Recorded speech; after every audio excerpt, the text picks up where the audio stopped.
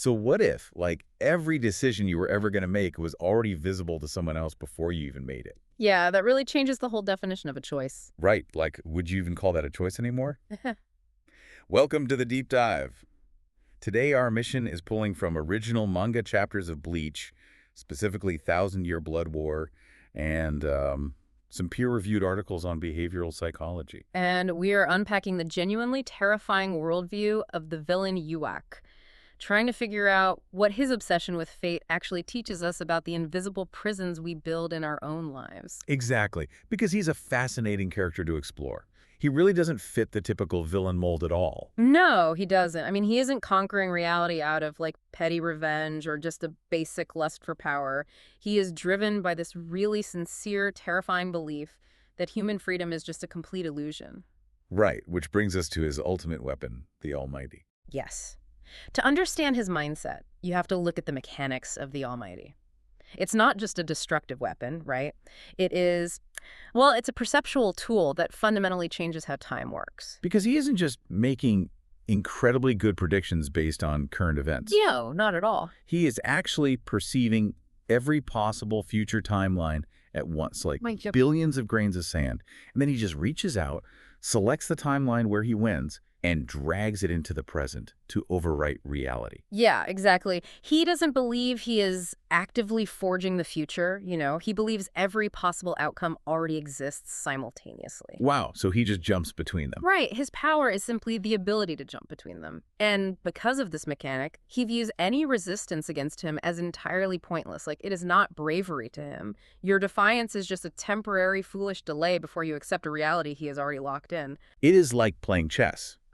But your opponent has a remote control that lets them pause time, look at every single possible move you could make for the rest of the game, and then instantly lock in the board state where they trap your king. That is a brilliant analogy. Right. No matter what strategy you try, you're just walking into an endgame they already chose.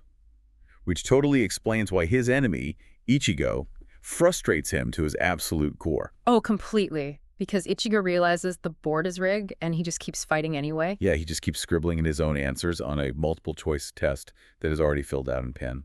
And that refusal to surrender against impossible odds, well, it perfectly demonstrates a foundational concept in behavioral science called the locus of control. Okay, break that down for us.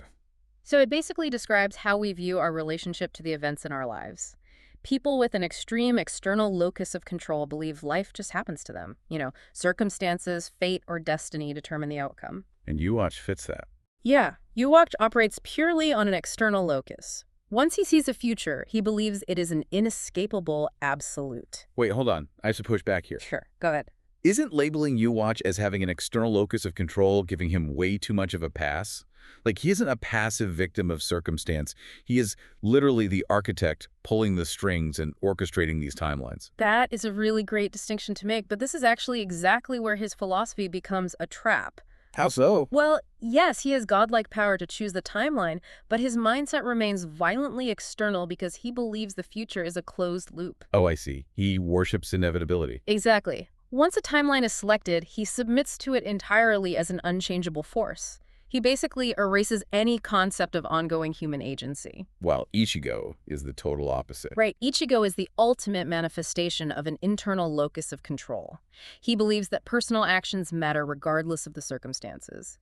He fights as though the sheer force of his will can crack open a new reality. Which takes this far beyond just an anime rivalry. We're watching a centuries-old philosophical debate play out with swords. I mean, it is fatalism clashing directly with existentialism. Yeah, you could definitely say Yhwach twists Stoic ideas to an extreme. He believes that true peace can only be found by surrendering to the inevitable. Like, if you just accept the predetermined path, all your struggling ends. But existentialists argue that meaning is generated precisely through the act of choosing. Like, if the future is totally certain, your choices mean absolutely nothing. Exactly. And Ichigo champions this idea. He embraces the struggle because that uncertainty, that risk of failure, is the exact mechanism that gives human beings true freedom. So, applying this to you, the listener, catch yourself the next time you say things like, I have always been this way, or this is just how my life is going to go. Or, people never change. Yes, exactly. Yeah. Those statements sound like wisdom.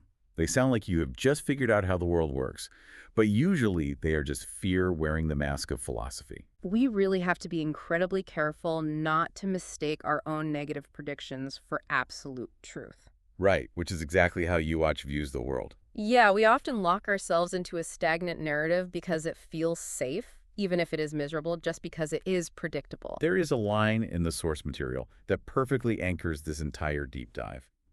The future only becomes a prison the moment you stop believing your next choice matters. That is such a powerful thought. It really leaves you wondering. Right? Like, are there areas in your life right now where you have quietly accepted a predicted future instead of fighting for an unwritten one? Yeah. If you actually did have the power to see your own guaranteed successful future, would you take it?